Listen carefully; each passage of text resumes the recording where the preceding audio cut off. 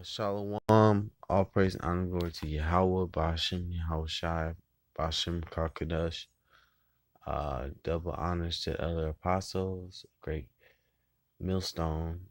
Salutation to Akim, teach all true sincerity. I'm gonna try this really quick, a quick part two to that video I did, which is called "There's No Salvation for Esau." So this is Hebrews 12 and 16. Lest there be any fornicator or profane person as Esau, who for one morsel of meat sold his birthright.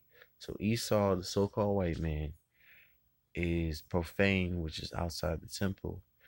He sold his birthright for one morsel of meat. He sold it for uncooked meat because he came in from the hunt and was so hungry to the point where he might, end up dying. But he could have fixed that by fasting instead of, wanting the food right then and there. He could have waited until Jacob was done cooking the food before he asked for the food, and that would have been better for him. But he decided to trade his birthright for a morsel of uncooked meat that he chose to basically eat, even though it was uncooked, and he decided to give up his birthright for that. That was worth giving up his birthright. Plus, he didn't appreciate it either, so he was very ungrateful and unappreciative of the birthright. So, and plus, it was all the Most High's plan. It was all the Most High's plan anyway. It didn't matter if he had the birthright or not. If it was in the Most High's plan for Jacob to get the birthright and the blessing, then it was going to happen either way. It was all prophesied before. So it said the elder shall serve the younger. That was in the prophecy. So anyway, continue on. I'm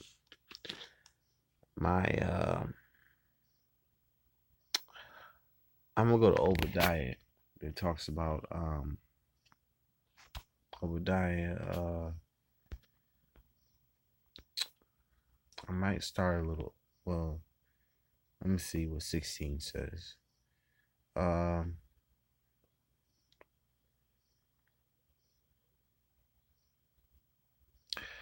This is Obadiah 1 and 17. But upon Mount Zion shall be deliverance, and there shall be holiness, and the house of Jacob shall possess their possessions. And this is talking about the children of Israel possessing all the possessions of all the heathens, all the seven other 17 nations, including Esau's possessions. We're going to possess all these other nations' possessions along with Esau, who's so-called white man. And we possess all these heathens' possessions. They're going to be our slaves. But anyway, to get straight to the point with Esau, I'm read verse 18. It says, "And the house of Jacob shall be a fire, and the house of Joseph a flame, and the house of Esau for stubble. And they shall kindle in them and devour them, and there shall not be any remaining of the house of Esau, for the Yahweh has spoken it." And if you read a little up, it says, in verse 10 of Obadiah, it says, "For thy violence against thy brother Jacob, shame shall cover thee, and thou shalt be cut off forever." And, you go down to 18, like I just read, it says that Jacob shall be a fire, and the house of Jacob. So the children of Israel are going to, Esau is going to be destroyed after 1,000 years of being enslaved, and he's going to be burned up. And basically, he's going to be like, because stubble is like burnt grass. That's what stubble is. It's burnt grass.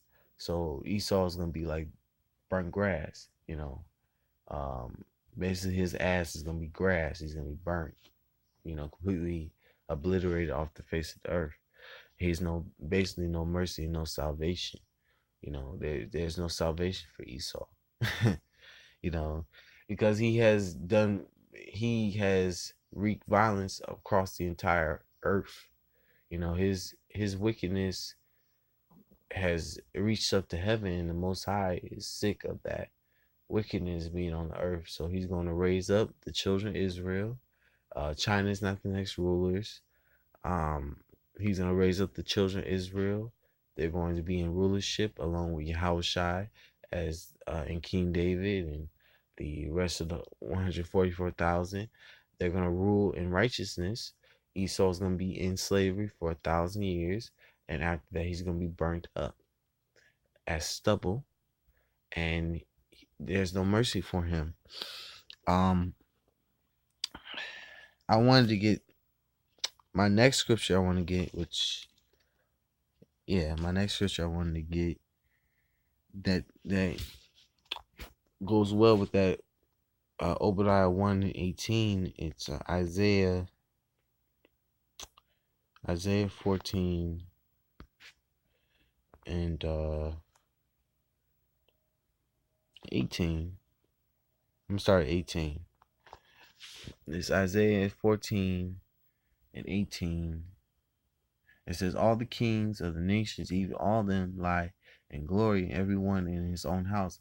Because after 1,000 years of enslaving Esau and these other nations going in captivity with him, because Esau's not going in captivity by himself, we're going to enslave all these nations. After 1,000 years of having these nations and Esau in captivity, all these other nations are going to go back to their own lands and dwell their own place, even though that land is going to be not theirs really, but they're still going to go back to where they came from, and they're going to still be servants to us. They're going to be tributaries to us. But Esau is not going to have a place to go. He's going to be burnt up. So he's not going to have a land to go to. He's not going to have nothing to go to. He's going to die.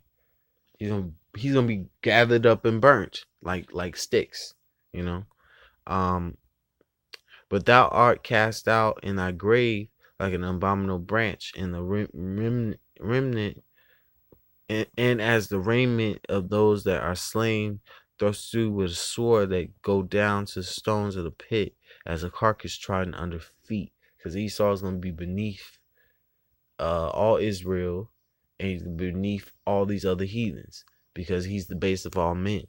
They put the Most High raised up the base of all men to rule over the entire earth, because it is Esau's rulership time to rule.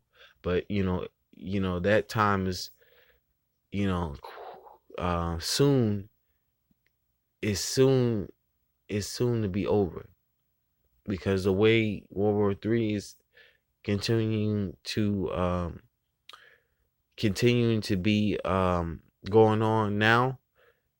The way Trump is putting tariffs on different countries, and the way Trump is moving, he's the one that's going to, I believe he's the one, as he's definitely, I believe, the one that's going to make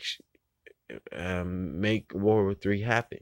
And it's the prophecies are coming in, and the days are getting shorter. Esau, the so-called white man's rulership, is so over.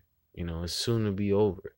It's sooner than you would think.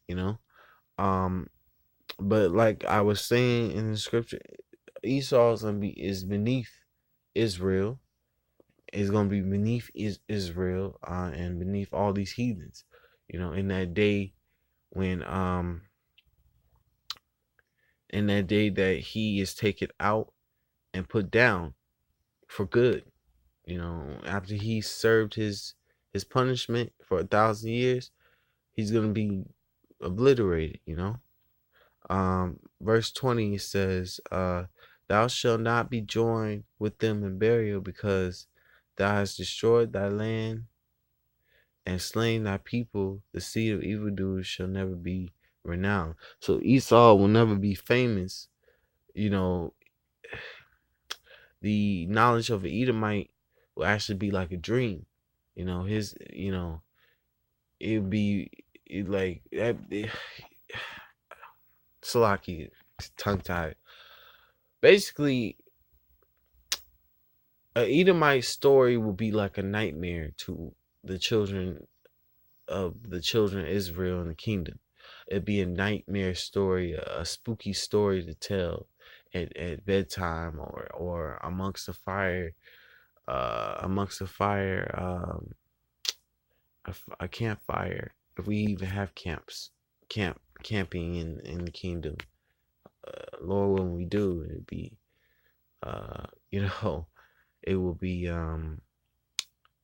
amazing to see all brothers go camping in the but we wouldn't need to camp because we'll have palaces and different things. We wouldn't have to camp outside. We have palaces and we could bring outside inside with the power that we'll have. But anyway, not to get off topic, these Edomites, the so-called white people, are not going to be famous no more. Their name is going to be blotted out, like their people are going to be blotted out of existence. Verse 21, it says, prepare slaughter for his children for the iniquity of their fathers, that they do not rise, nor possess the land, nor fill the face of the world with cities. For I will raise up against them, saith Yahweh of hosts, and cut off from Babylon the name and remnant and son and nephew, saith Yahweh. So that goes with that scripture in Obadiah 1:18 that says that Jacob shall be a fire, Joseph shall be a flame, and the house of Esau as stubble. So Esau is not gonna be. There's gonna be no his name's gonna be blotted out. His existence is gonna be blotted out once that 1,000 years is up, and that we gather them up as sticks. That's gonna be it for Esau and his nation. They're gonna be completely gone because the Most High judges nations. He didn't just judge one person. He didn't just judge their progenitor. He judged Esau and his entire lineage, and that's what. And Esau's entire lineage, the so-called white man's entire lineage, has no salvation. And that's just the Most High's judgment. That's his judgment. And it says in Isaiah 55:11 that his word shall not come back void. It shall accomplish as it shall please. It shall do, like the Most High's, if he ordains something to happen, down the line it's going to happen. So anyway, I'm going to say all praise, honor, and glory to Yahweh, Bashim, Yahushua, Bashim, Kakadash, double honors to Elder Apostles, great millstone, salutations to you. I can teach all truth, sincerity, and shalom.